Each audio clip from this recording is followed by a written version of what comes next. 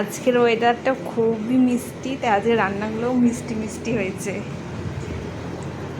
কারণ আজকে মা রান্না করেছে। মা রান্না করলে আমার খেতে ভাল লাগে, কারণ আমি রান্না করতে পারি কিন্তু আমার রান্না আমার ভাল লাগে না। আজকে রান্না হয়েছে, প্রথমেই রয়েছে চাটনি, তারপরে রয়েছে বরবটি আলু ভাজা, চচ্চড়ি, ভেন্ডির ঝাল, লেবু, সকালের কুমড়ো ভাজা, এখানে আলু পেঁপে পোস্ত, আলু পেঁপে পোস্ত।